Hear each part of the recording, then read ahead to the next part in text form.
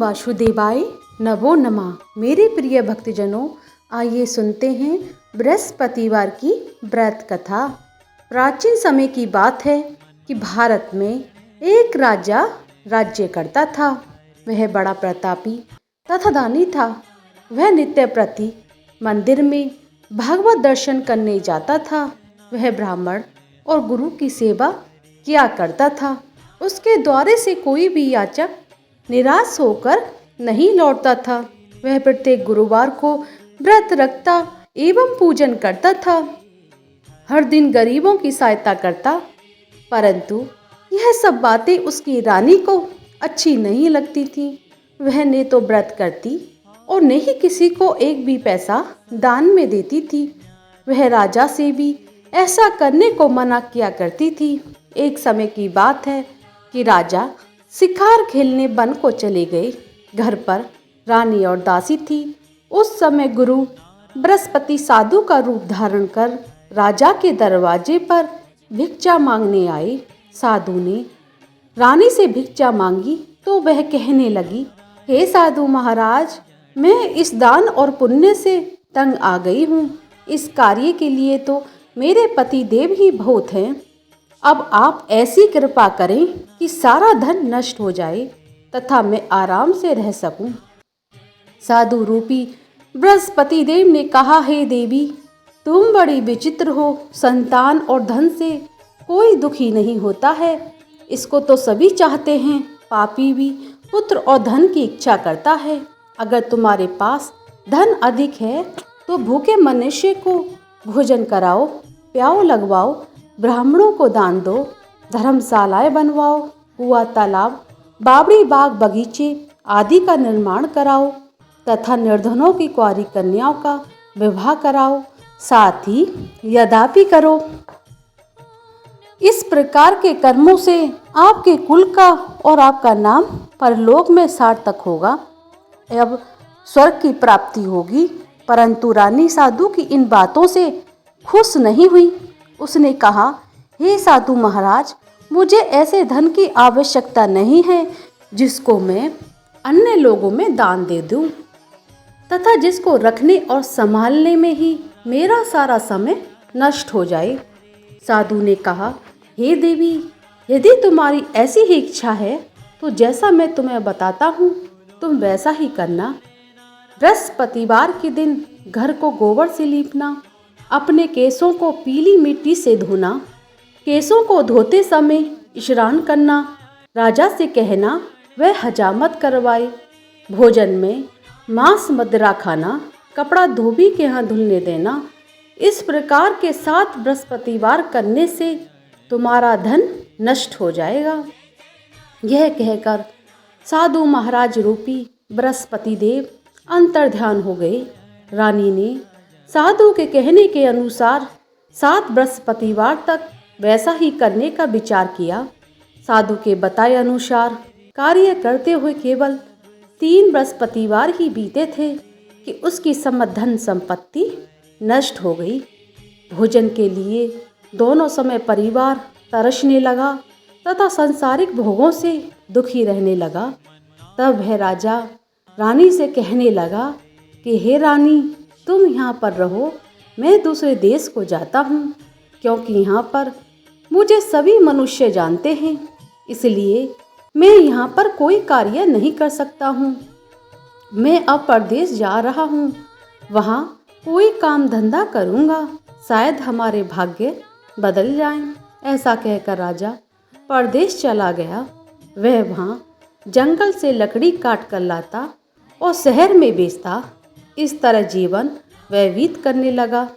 इधर राजा के बिना रानी और दासियां दुखी रहने लगी। किसी दिन भोजन मिलता और किसी दिन जल पीकर ही रह जाती। एक समय रानी और दासियों को 7 दिन बिना भोजन के व्यतीत करना पड़ा। तो रानी ने अपनी दासी से कहा, हे दासी, यहाँ पास ही नगर में मेरी बहन रहती है। वह बड़ी धनवान है। तू उसके पास जा, वहाँ से 5 सेर बेसन मांग कर ले आ, जिससे कुछ समय के लिए गुजर हो जाएगा। दासी रानी की बहन के पास गई। रानी की बहन उस समय पूजा कर रही थी। बृहस्पतिवार का दिन था। दासी ने रानी की बहन से कहा, हे रानी, मुझे आपकी बहन ने भेजा है, मुझे 5 सेर बेसन दे दो। दासी ने यह बात अनेक बार कही, परंतु रानी की बहन ने कोई उत्तर नहीं दिया, क्योंकि वह उस समय बृहस्पतिवार की कथा सुन रही थी। जब दासी को रानी की बहन से कोई उत्तर नहीं मिला तो वह बड़ी दुखी हुई। उसे क्रोध भी बहुत आया। वह लौटकर रानी से बोली, हे रानी, आपकी बहन तो बहुत घमंडी है, वह छोटे लोगों से बात करना पसंद नहीं करती। मैंने उससे कई बार कहा, परंतु उसने कोई उत्तर नहीं दिया। मैं वापस चली आई। रानी बोली, हे दासी, इसमें उसका कोई दोष नहीं है। जब बुरे दिन आते हैं तब कोई सहारा नहीं देता। अच्छे बुरे का पता तो विपत्ति में ही लगता है। जो ईश्वर की इच्छा होगी वही होगा। यहाँ सब हमारे भाग्य का दोष है। उधर रानी की बहन ने सोचा कि मेरी बहन की दासी आई थी, परंतु मैं उससे कुछ नहीं बोली, इससे वह बहुत दुखी होगी।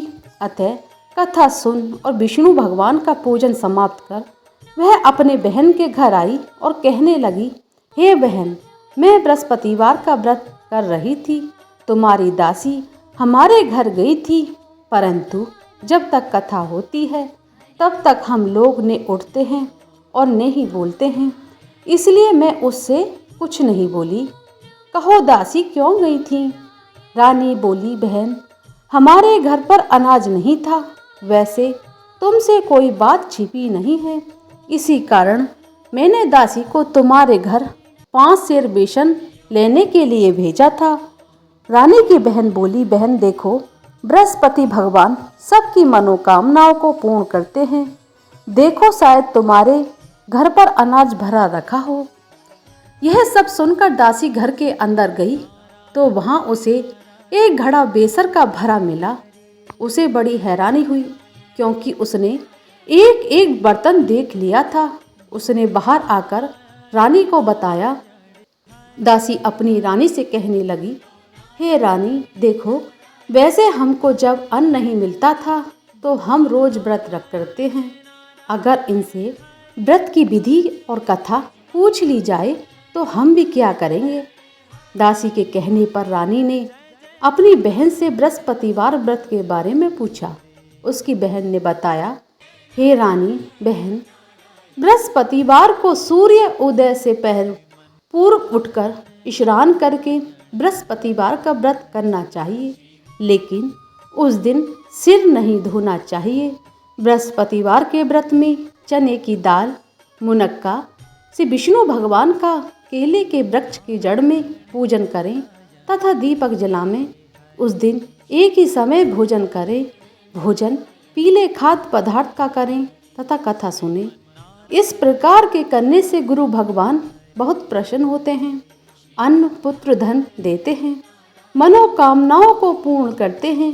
व्रत और पूजन की विधि बताकर रानी की बहन अपने घर चली गई। रानी और दासी दोनों ने निश्चय किया कि बृहस्पति देव भगवान का पूजन जरूर करेंगे। 7 दिन बाद जब बृहस्पतिवार आया तो उन्होंने व्रत रखा। गुड़साल में जाकर चना और गुड़ बेल लाई तथा उसकी दाल में केले की जड़ तथा विष्णु भगवान का पूजन किया। अब भोजन पीला कहाँ से आए? दोनों बड़ी दुखी हुई, परंतु उन्होंने व्रत किया था। इसी कारण बृहस्पति देव भगवान बहुत प्रसन्न थे। एक साधारण व्यक्ति के रूप में वे 2 थालों में सुंदर सुंदर पीला भोजन लेकर आए और दासी को देखकर बोले, हे दासी, यह भोजन तुम्हारे और रानी के लिए है, तुम दोनों करना। दासी भोजन पाकर बहुत प्रसन्न हुई और रानी से बोली, रानी जी, भोजन कर लो। रानी को भोजन आने के बारे में कुछ पता नहीं था, इसलिए वह दासी से बोली, जा तू ही भोजन कर, क्योंकि तू हमारी व्रत में हंसी उड़ाती है। दासी बोली, एक व्यक्ति भोजन दे गया है।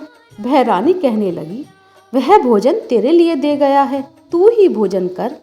दासी ने कहा, वह व्यक्ति हम दोनों के लिए 2 थालों में भोजन दे गया है, इसलिए मैं और आप दोनों ही साथ साथ भोजन करेंगे। दोनों ने गुरु भगवान को नमस्कार कर भोजन शुरू कर दिया। उसके बाद से वे प्रत्येक बृहस्पतिवार को गुरु भगवान का व्रत और पूजन बड़ी श्रद्धा भाव से करने लगी। बृहस्पति भगवान की कृपा से उनके पास बहुत धन हो गया, परंतु रानी फिर से आलस्य करने लगी। तभी दासी बोली, देखो रानी, तुम पहले भी इस प्रकार आलस्य करती थी, तुम्हें धन रखने में कष्ट होता था, इस कारण सभी धन नष्ट हो गया। अब गुरु भगवान की कृपा से धन मिला है तो फिर तुम्हें आलस्य होता है। बड़ी मुसीबतों के बाद हमने ये धन पाया है, इसलिए हमें दान और पुण्य करना चाहिए। तुम भूखे मनुष्य को भोजन कराओ, प्याव लगवाओ, ब्राह्मणों को दान दो, कुआं तालाब बावड़ी बाग बगीचे आदि का निर्माण कराओ, पाठशाला बनवाकर दान दो, कुंवारी कन्याओं का विवाह कराओ, धन को शुभ कार्य में खर्च करो, जिससे तुम्हारे कुल का यश बढ़े और स्वर्ग की प्राप्ति हो, पितृ प्रसन्न हो।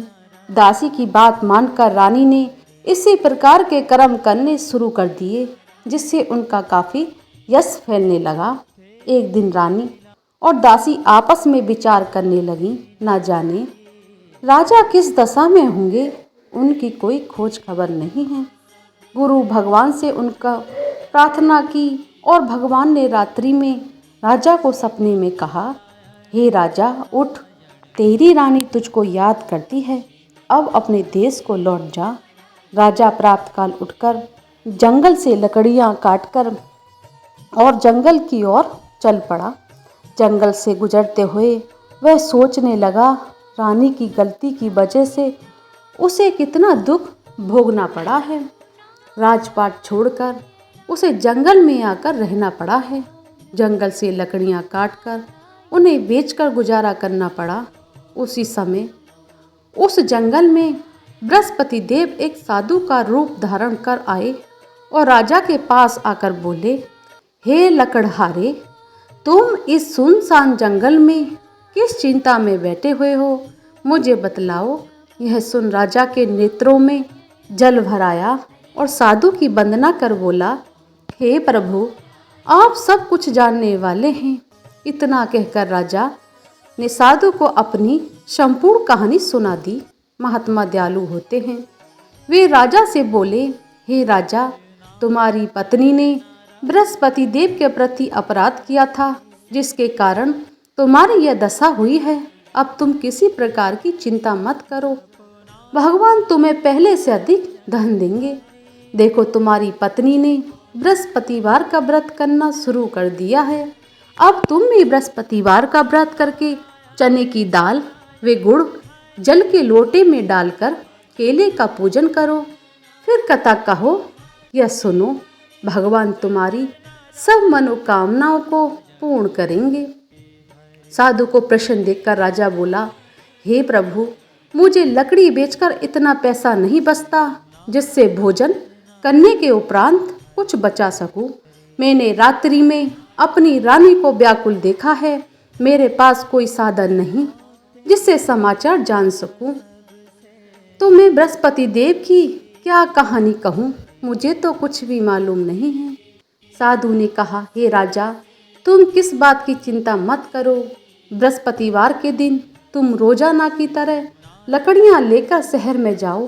तुम्हें रोज से दोगुना धन प्राप्त होगा, जिससे तुम भली भांति भोजन कर लोगे तथा बृहस्पति देव की पूजा का सामान भी आ जाएगा। बृहस्पतिवार की कथा इस प्रकार। प्राचीन काल में एक बहुत ही निर्धन ब्राह्मण था। उसके कोई संतान नहीं थी। वह नित्य पूजा पाठ करता, परंतु उसकी स्त्री बहुत मलिनता के साथ रहती थी। वह न स्नान करती और न ही किसी देवता का पूजन करती थी। प्रातः काल उठते ही सर्वप्रथम भोजन करती, बाद में अन्य कार्य करती। ब्राह्मण देवता बहुत दुखी रहते थे। पत्नी को बहुत समझाते, किंतु उसका कोई परिणाम नहीं निकलता। भगवान की कृपा से ब्राह्मण की स्त्री के कन्या उत्पन्न हुई। वह कन्या अपने पिता के घर में बड़ी होने लगी वह बालिका प्रातः स्नान करके भगवान विष्णु का जप करती। वह बचपन से ही बृहस्पतिवार का व्रत भी करने लगी थी। पूजा पाठ समाप्त कर स्कूल जाती तो अपनी मुट्ठी में जौ भरकर ले जाती और पाठशाला जाने के मार्ग में डालती जाती। वह सोने के हो जाते तो लौटते समय उनको बीनकर घर ले आती। एक दिन वह बालिका सूप में उन सोने के जौ को फटक कर साफ कर रही थी। तभी उसकी माँ ने देख लिया और कहा, हे बेटी, सोने के जौ को फटकने के लिए सोने का सूप होना चाहिए। दूसरे दिन गुरुवार था। इस कन्या ने व्रत रखा और बृहस्पति देव से प्रार्थना करके कहा, हे प्रभु, मैंने सच्चे मन से आपकी पूजा की हो तो मुझे सोने का सूप दे दो। बृहस्पति देव ने उसकी प्रार्थना स्वीकार कर ली। रोजाना की तरह वह कन्या जौ फैलाती हुई स्कूल चली जा रही थी। स्कूल से लौटकर जब वह जौ बीन रही थी तो वह बृहस्पति देव की कृपा से उसे सोने का सूप मिला। उसे वह घर ले आई। उसे जौ साफ करने लगी, परंतु उसकी माँ का वही ढंग रहा। एक दिन की बात है, वह कन्या सोने के सूप में जौ साफ कर रही थी। उसी समय उस नगर का राजकुमार वहाँ से होकर निकला। इस कन्या के रूप और सोने के सूप में जौ को साफ करते देखकर वह उस कन्या पर मोहित हो गया। राजमहल आकर वह भोजन तथा जल त्याग कर उदास होकर लेट गया। राजा को जब राजकुमार द्वारा अन्न जल त्यागने का पता चला तो अपने मंत्रियों के साथ अपने पुत्र के पास आए और बोले, हे बेटा, तुम्हें किसी बात का दुख है या कष्ट है? किसी ने अपमान किया है अथवा कोई कारण हो तो मुझे बतलाओ, मैं वही करूँगा जिससे तुम्हें प्रशंसा होगी। राजकुमार ने अपने पिता की बात सुनी और बोला, मुझे आपकी कृपा से किसी बात का दुख नहीं है और नहीं मेरा किसी ने अपमान किया है, परंतु मैं उस लड़की के साथ विवाह करना चाहता हूँ जो सोने के सूप में जौ साफ कर रही थी। यह सुन राजा आश्चर्य में पड़ गए और बोले, हे बेटा, इस तरह की कन्या का पता तुम ही लगाओ, मैं उसके साथ तुम्हारा विवाह अवश्य करवा दूंगा। राजकुमार ने राजा को उस लड़की के घर का पता बतलाया। मंत्री उस लड़की के घर गए और राजा का आदेश ब्राह्मण को सुनाया। कुछ ही दिन बाद ब्राह्मण की कन्या का विवाह राजकुमार के साथ संपन्न हो गया। कन्या के घर से जाते ही उस ब्राह्मण देवता के घर में पहले की भांति गरीबी का निवास हो गया। अब भोजन के लिए अन्न बड़ी मुश्किल से मिलता था। एक दिन दुखी होकर ब्राह्मण अपनी पुत्री से मिलने गए। बेटी ने पिता की दुखी अवस्था को देखा और अपनी माँ का समाचार पूछा। ब्राह्मण देवता ने सभी हाल कह सुनाया। कन्या ने बहुत सारा धन देकर अपने पिता को विदा कर दिया। इस तरह ब्राह्मण का कुछ समय सुखपूर्वक व्यतीत हुआ, लेकिन कुछ समय बाद वही हाल हो गया। ब्राह्मण फिर अपनी कन्या के यहाँ गए और सभी हाल कहा। पुत्री बोली, हे पिताजी, आप माताजी को यहाँ लेवा लाओ, मैं उन्हें यह विधि बता दूंगी जिससे गरीबी दूर हो जाएगी। ब्राह्मण देवता अपनी स्त्री को साथ लेकर अपने पुत्री के पास राजमहल पहुँचे तो पुत्री अपने माँ को समझाने लगी, हे माँ, तुम प्राप्त काल उठकर सर्वप्रथम स्नान करके विष्णु भगवान का पूजन करो, सभी दरिद्रता दूर हो जाएगी। परंतु उसकी माँ का एक बात नहीं मानी, वही ढंग रहा।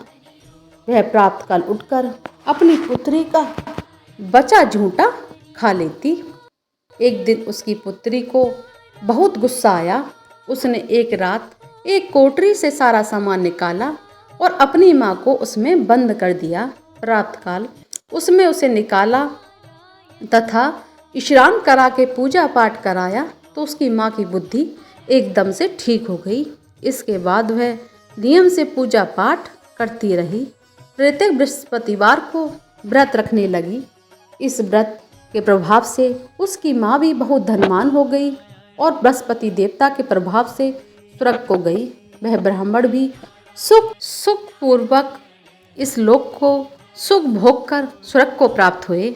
इस तरह कहानी कहकर साधु देवता वहां से लोप हो गए।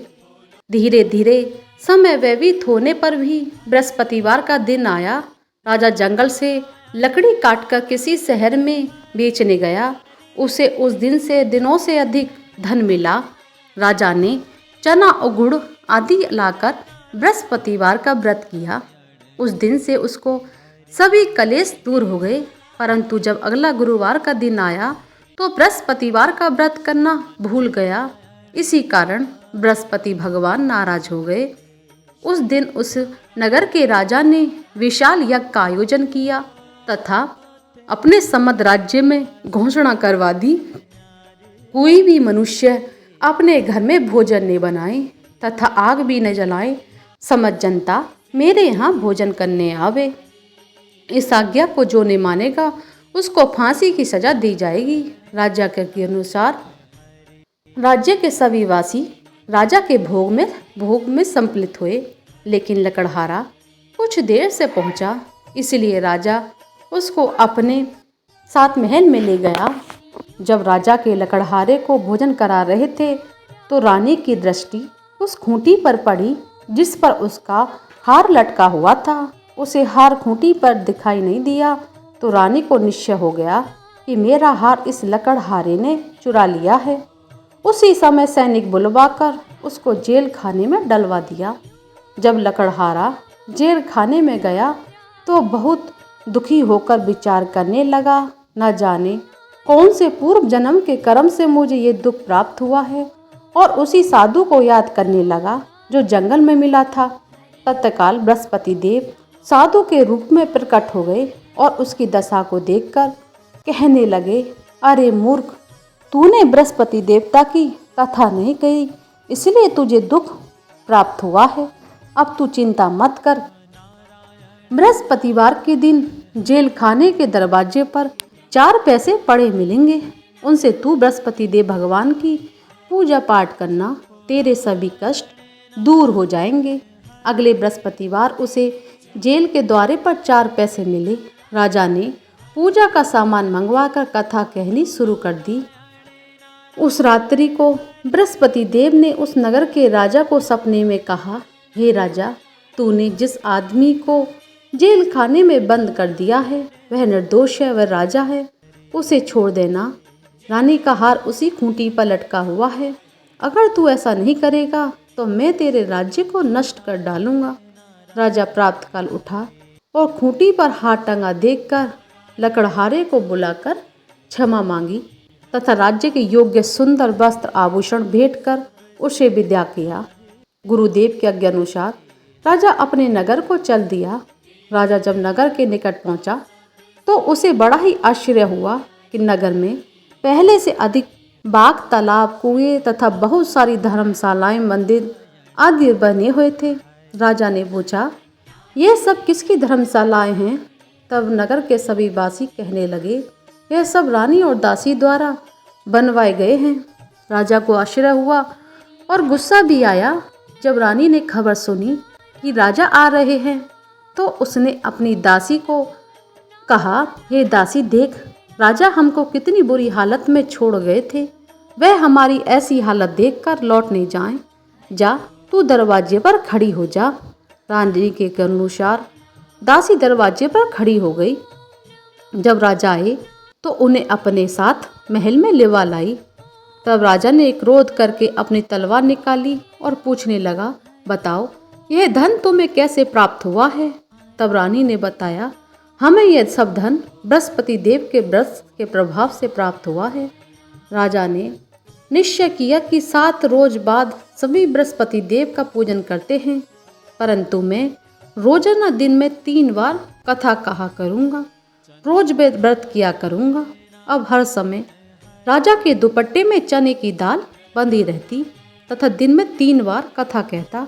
एक रोज राजा ने विचार किया, चलो भाई, अपनी बहन के यहाँ हो आवे। इस तरह का निश्चय कर राजा घोड़े पर सवार हो अपनी बहन के नगर को चल दिया। मार्ग में उसने देखा कुछ आदमी एक मुर्दे को लिए जा रहे हैं। उन्हें रोककर राजा कहने लगा, अरे भाइयों, मेरी बृहस्पतिवार की कथा सुन लो। वे बोले, लो हमारा आदमी मर गया है, इसको तो अपनी कथा की पड़ी है। परंतु कुछ आदमी बोले, अच्छा भाई कहो, हम तुम्हारी कथा सुनेंगे।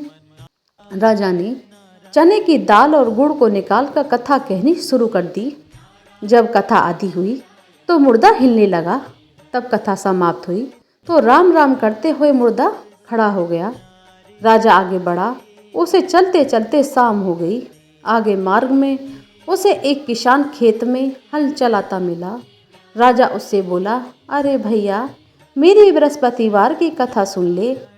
किसान बोला, जब तक मैं तेरी कथा सुनूंगा, जब तक 4 हरैया जोत लूंगा। जा अपनी कथा किसी और को सुनाना। राजा आगे बढ़ते ही, राजा के हटते ही बैल पछाड़ खाकर गिर गए। किसान के पेट में बड़े जोर से दर्द होने लगा।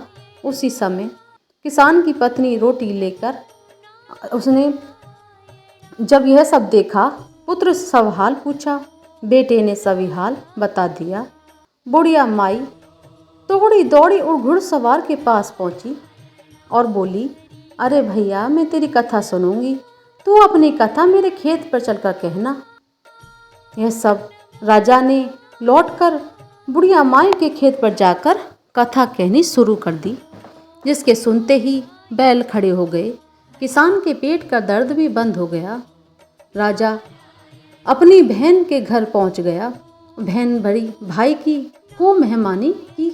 दूसरे रोज प्रातःकाल राजा जागा तो वह देखने लगा कि जो सभी लोग भोजन कर रहे हैं। राजा ने अपनी बहन से पूछा, कोई ऐसा मनुष्य है जिसने भोजन नहीं किया हो, जो मेरी बृहस्पतिवार की कथा सुन ले? तो बहन बोली, भैया, यह देश ऐसा है, पहले यहाँ के लोग भोजन करते हैं, बाद में अन्य कार्य करते हैं। अगर कोई पड़ोस में कोई हो तो मैं देख आती हूँ। ऐसा कहकर बहन देखने चली गई, परंतु उसे कोई ऐसा व्यक्ति नहीं मिला जिसने भोजन नहीं किया हो। फिर एक कुम्हार के घर गई, जिसका लड़का बीमार था। उसे मालूम हुआ कि उसके यहाँ पर 3 दिन से भोजन नहीं किया है। रानी ने अपने भाई की कथा सुनने के लिए कुम्हार से कहा। वह तैयार हो गया। राजा ने जाकर बृहस्पतिवार की कथा कही, जिसको सुनकर उसका लड़का एकदम से ठीक हो गया। अब तो राजा की प्रशंसा होने लगी। एक दिन राजा ने अपनी बहन से कहा, हे बहन, मैं अपने घर जाऊंगा, तुम भी तैयार हो जाओ। राजा की बहन ने अपनी सास से अपनी भाई के साथ जाने की आज्ञा मांगी। सास बोली, चली जा, परंतु अपने लड़के को मत ले जाना, क्योंकि तेरे भाई के कोई संतान नहीं होती है। बहन ने अपने भाई से कहा, भैया, मैं तो चलूंगी, परंतु कोई बालक नहीं जाएगा। राजा ने कहा, जब कोई बालक नहीं जाएगा तो तब तुम ही चलकर क्या करोगी? दुखी मन से राजा अपने नगर को लौट गया। राजा ने अपनी रानी से कहा, हम निसंतान हैं, इसलिए कोई हमारे घर आना पसंद नहीं करता है। इतना कहकर वह बिना भोजन आदि किए सैया पर लेट गया। रानी बोली, हे प्रभु, बृहस्पति देव ने हमें सब कुछ दिया है, वह हमें संतान अवश्य देंगे। उसी रात बृहस्पति देव ने राजा को सपने में कहा, हे राजा, उठ, तेरी रानी गर्भवती है, सारी सोच त्याग दे। राजा को यह जानकर बड़ी खुशी हुई। 9वें महीने में रानी के गर्भ से एक सुंदर पुत्र पैदा हुआ। जब राजा की बहन ने यह शुभ समाचार सुना तो वह खुशी खुशी दौड़ी बधाई लेकर अपने भाई के घर आई। तभी रानी ने कहा, घोड़ा चढ़कर नहीं आई, गधा चढ़ी आई। राजा की बहन बोली, भाई, मैं इस प्रकार नहीं कहती तो तुम्हें औलाद कैसे मिलती? बृहस्पति देव भगवान ऐसे हैं, जिसके मन में जो कामनाएं रहती हैं सभी को पूर्ण करते हैं।